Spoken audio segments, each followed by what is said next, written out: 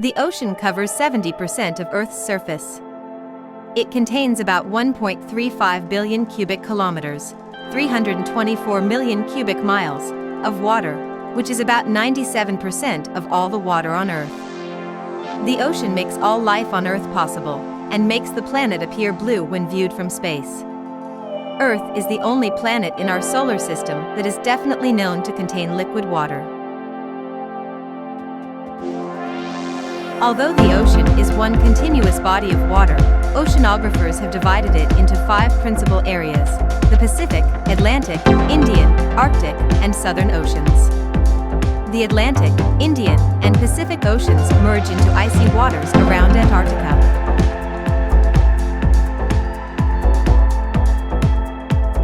The ocean plays a vital role in climate and weather. The sun's heat causes water to evaporate, adding moisture to the air. The oceans provide most of this evaporated water. The water vapor condenses to form clouds, which release their moisture as rain or other kinds of precipitation. All life on Earth depends on this process, called the water cycle. The atmosphere receives much of its heat from the ocean. As the sun warms the water, the ocean transfers heat to the atmosphere. In turn, the atmosphere distributes the heat around the globe. Because water absorbs and loses heat more slowly than land masses, the ocean helps balance global temperatures by absorbing heat in the summer and releasing it in the winter. Without the ocean to help regulate global temperatures, Earth's climate would be bitterly cold. Ocean formation. After Earth began to form about 4.6 billion years ago, it gradually separated into layers of lighter and heavier rock. The lighter rock rose and formed Earth's crust. The heavier rock sank and formed Earth's core and mantle. The ocean's water came from rocks inside the newly forming Earth. As the molten rocks cooled, they released water vapor and other gases. Eventually, the water vapor condensed and covered the crust with a primitive ocean. Today, hot gases from the Earth's interior continue to produce new water at the bottom of the ocean.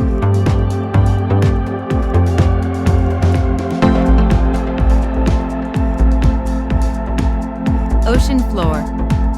Scientists began mapping the ocean floor in the 1920s. They used instruments called echo sounders, which measure water depths using sound waves. Echo sounders use sonar technology. Sonar is an acronym for sound navigation and ranging.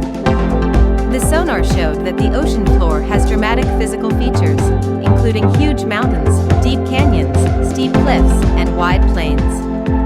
The ocean's crust is a thin layer of volcanic rock called basalt.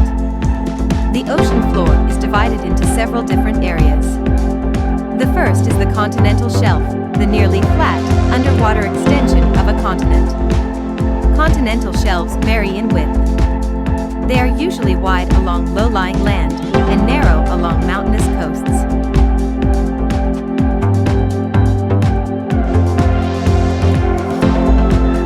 A shelf is covered in sediment from the nearby continent. Some of the sediment is deposited by rivers and trapped by features such as natural dams. Most sediment comes from the last glacial period, or ice age, when the oceans receded and exposed the continental shelf. This sediment is called relict sediment. At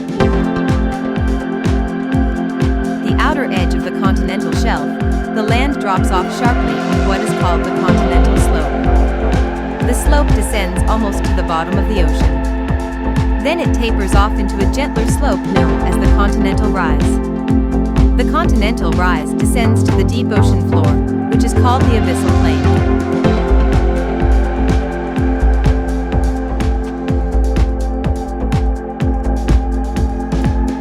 Abyssal plains are broad, flat areas that lie at depths of about 4,000 to 6,000 meters, 13,123 to 19,680 feet.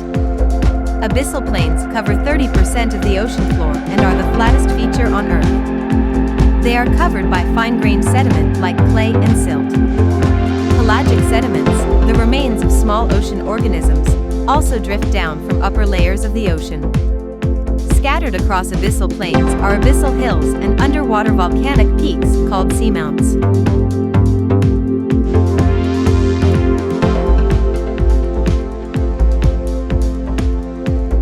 Rising from the abyssal plains in each major ocean is a huge chain of mostly undersea mountains.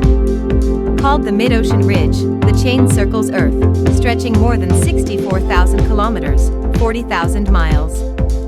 Much of the Mid-Ocean Ridge is split by a deep central rift, or crack. Mid-ocean ridges mark the boundaries between tectonic plates. Molten rock from Earth's interior wells up from the rift, building new seafloor in a process called seafloor spreading.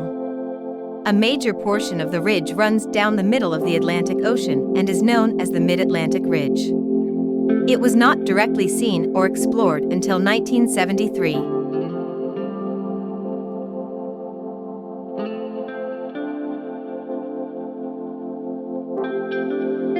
Some areas of the ocean floor have deep, narrow depressions called ocean trenches. They are the deepest parts of the ocean. The deepest spot of all is the Challenger Deep, which lies in the Mariana Trench in the Pacific Ocean near the island of Guam. Its true depth is not known, but the most accurate measurements put the Challenger Deep at 11,000 meters, 36,198 feet, below the ocean's surface. That's more than 2,000 meters, 6,000 feet, taller than Mount Everest, Earth's highest point. The pressure in the Challenger Deep is about 8 tons per square inch.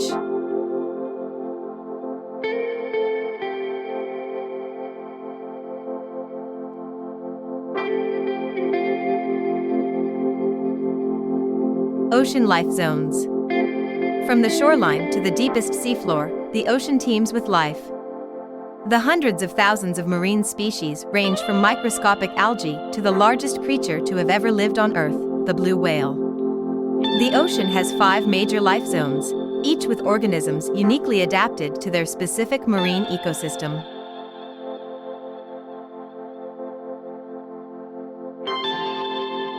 The epipelagic zone, 1, is the sunlit upper layer of the ocean.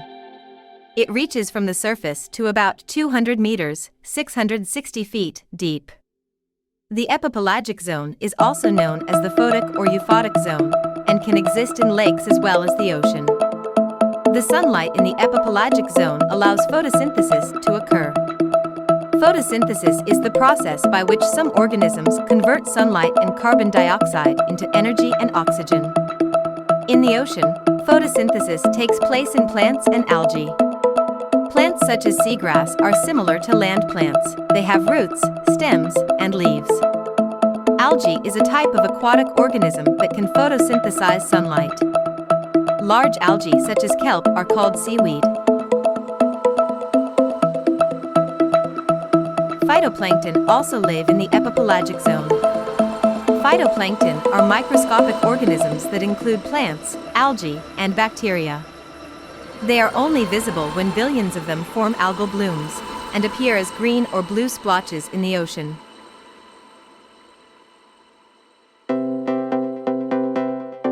Phytoplankton are a basis of the ocean food web. Through photosynthesis, phytoplankton are responsible for almost half the oxygen released into Earth's atmosphere. Animals such as krill, a type of shrimp, fish, and microscopic organisms called zooplankton all eat phytoplankton. In turn, these animals are eaten by whales, bigger fish, ocean birds, and human beings.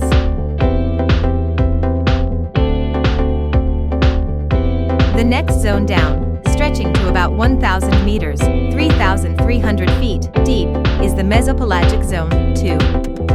This zone is also known as the twilight zone because the light there is very dim. The lack of sunlight means there are no plants in the mesopelagic zone, but large fish and whales dive there to hunt prey. Fish in this zone are small and luminous. One of the most common is the lanternfish, which has organs along its side that produce light.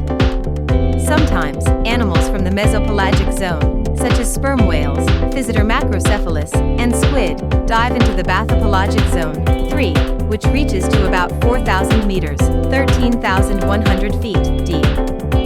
The bathypelagic zone is also known as the midnight zone because no light reaches it.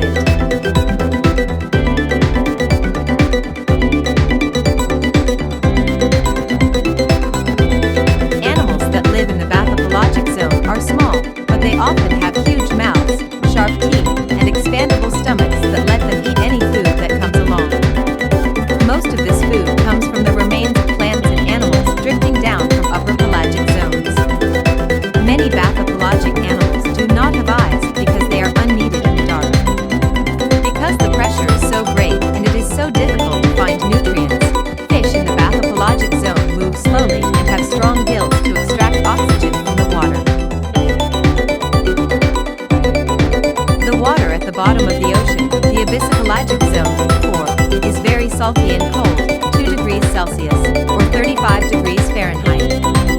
At depths up to 6,000 meters, 19,700 feet, the pressure is very strong, 11,000 pounds per square inch. This makes it impossible for most animals to live. Animals in this zone have bizarre adaptations to cope with their ecosystem. Many fish have jaws that look unhinged. The jaws allow them to drag their open mouth along the seafloor to find food, such as mussels, shrimp, and microscopic organisms. Many of the animals in this zone, including squid and fish, are bioluminescent. Bioluminescent organisms produce light through chemical reactions in their bodies. A type of anglerfish, for example, has a glowing growth extending in front of its huge, toothy mouth. When smaller fish are attracted to the light, the anglerfish simply snaps its jaws to eat its prey. The deepest ocean zone, found in trenches and canyons, is called the hadopelagic zone, 5. Few organisms live here. They include tiny isopods, a type of crustacean related to crabs and shrimp. Invertebrates such as sponges and sea cucumbers thrive in the abyssopelagic and hadopelagic zones. Like many sea stars and jellyfish, these animals are almost entirely dependent on falling parts of dead or decaying plants and animals, called marine detritus. Not all bottom dwellers, however, depend on marine detritus. In 1977, oceanographers discovered a community of creatures on the ocean floor that feed on bacteria around openings called hydrothermal vents. These vents discharge superheated water enriched with minerals from Earth's interior. The minerals nourish unique bacteria, which in turn nourish creatures such as crabs, clams, and tube worms. Ocean currents. Currents are streams of water running through a larger body of water. Oceans, rivers, and streams have currents. The ocean's salinity and temperature and the coast's geographic features determine an ocean current's behavior. Earth's rotation and wind also influence ocean currents. Currents flowing near the surface transport heat from the tropics to the poles and move cooler water back toward the equator. This keeps the ocean from becoming extremely hot or cold. Deep, cold currents transport oxygen to organisms throughout the ocean. They also carry rich supplies of nutrients that all living things need.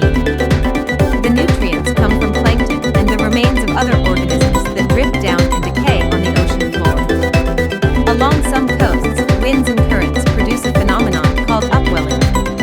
As winds push surface water away from shore, deep currents of cold water rise to take its place. This upwelling of deep water brings up nutrients that nourish new growth of plankton, providing food for fish. Ocean food chains constantly recycle food and energy this way.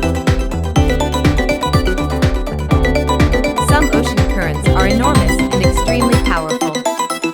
One of the most powerful is the Gulf Stream, a warm surface current that originates in the tropical Caribbean Sea and flows northeast along the eastern coast of the United States. The Gulf Stream measures up to 80 kilometers, 50 miles, wide and is more than a kilometer, 3,281 feet, deep.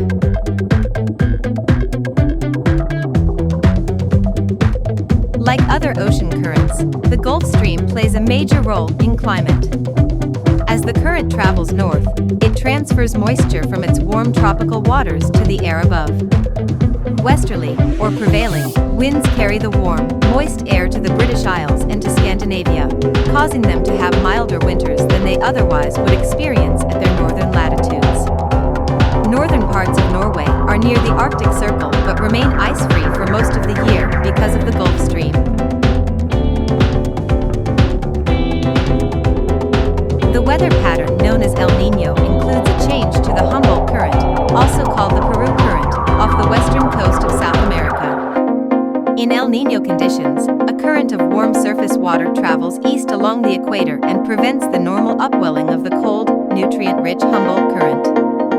El Niño, which can devastate the fisheries of Peru and Ecuador, occurs every 2 to 7 years, usually in December.